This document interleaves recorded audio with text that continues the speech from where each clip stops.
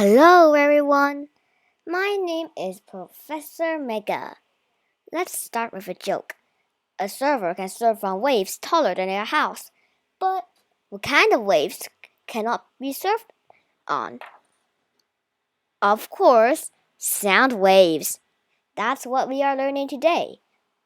Sound is something we hear every day. The sound of cars beeping, instruments playing, the sound of a baby crying, or the sound of the door slamming. But how exactly does sound travel? How does sound work? And most importantly, what is sound? Sound has four different characteristics: frequency, amplitude, speed, and wavelength. Frequency is measured in hertz and tells us how frequently an event occurs. To explain it more simply, the more frequency there is, the higher the pitch of the sound is.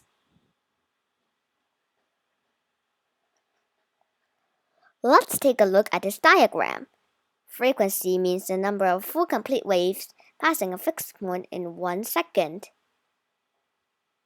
For instance, if one wave is passing point O in 1 second, then the frequency is 1 hertz.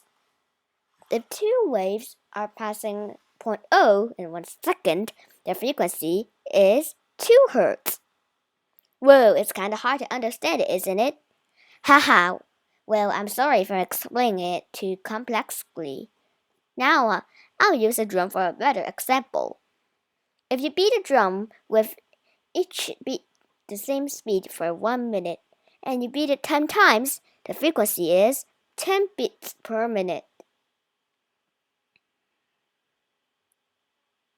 What is amplitude? Amplitude is measured in decibels and simply means loudness. The louder the noise, the higher the decibels.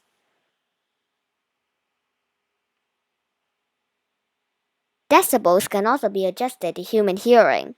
According to studies, sounds at or below 70 decibels are generally considered safe. An example is the sound of normal talking, which is around 60 decibels. Any sound at or above 85 decibels is more likely to damage your hearing over time. That's why airport workers, people who mow lawns, and construction workers wear headphones or earbuds at work. On the other hand, the body can also respond to lower noise levels. Sleep can be disturbed by an outdoor noise of 40 decibels.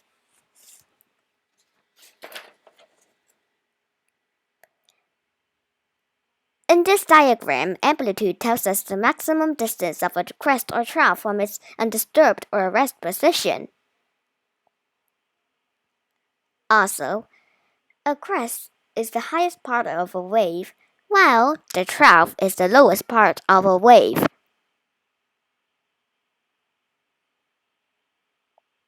What is speed? Speed is measured in meters per second or other speed measurements.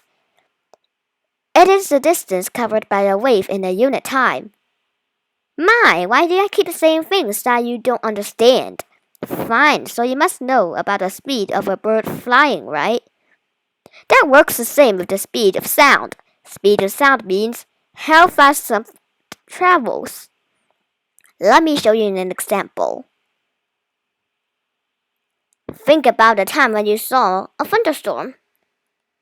Did you hear thunder first or see lightning first? Yes, you see lightning first. Do you know why? That's because light travels faster than sound. A few seconds later, you will hear thunder.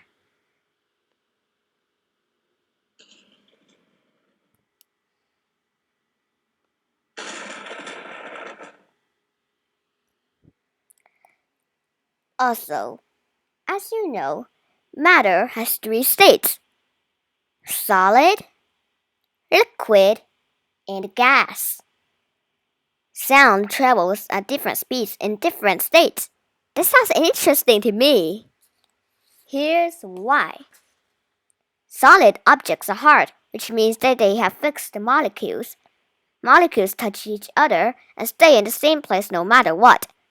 They are arranged in rows and columns. When sound travels through solid objects, they travel the fastest, up to 5,000 meters per second. Because the molecules are touching each other, so the sound can easily pass through one another. Liquid flows, so the molecules are a bit apart. They move and move, slowly flowing, so the sound passes through slower than in solid objects. Molecules in gas are far apart from each other, and they move fast, causing the sound to pass even slower.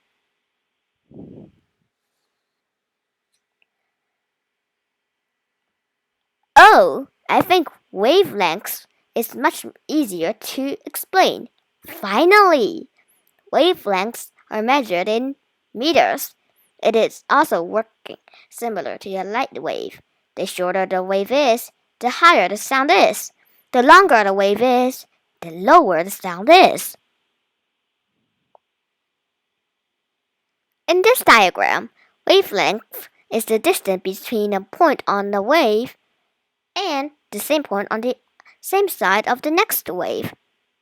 The 2 points can be located in the crest of 2 waves or in the trough of 2 waves.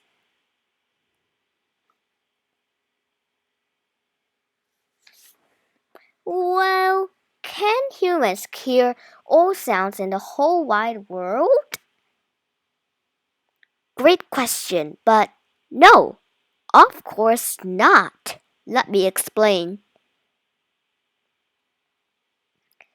Any sound below 20 Hz can be considered infrasound. Infrasound is sound humans can hear. One example is the sound of an electric windmill spinning. Sounds above 20,000 Hz are called ultrasound, which we cannot hear. Did you know that ultrasound that we cannot hear is super useful to humans and animals?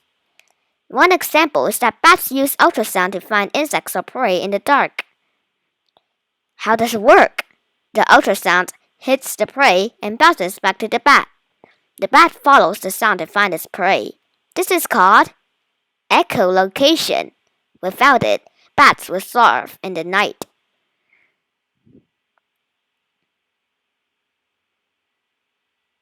Another example is that ultrasound is used by doctors to scan unborn babies inside their moms. It is used to check if the babies are healthy and normal. The results appear on the screen with a sonar-styled picture of the baby. Ultrasound is also used to scare away pests from our house. Rats and insects can hear ultrasound. It is a horrible sound to them, so the possibility of pests in your house will immediately decrease.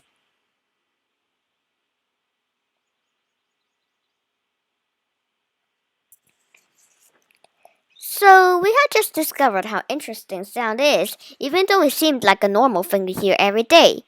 There is sound you cannot hear, and sound that can also be measured in waves. Oh wait.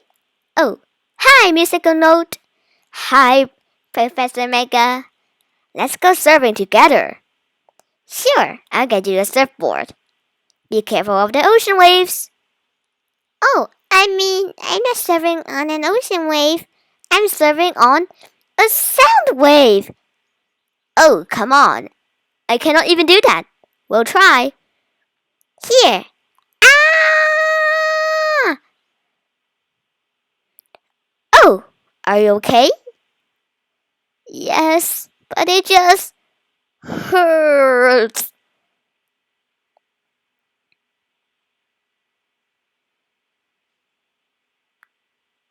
Subscribe to our channel, LightUp Kids Science.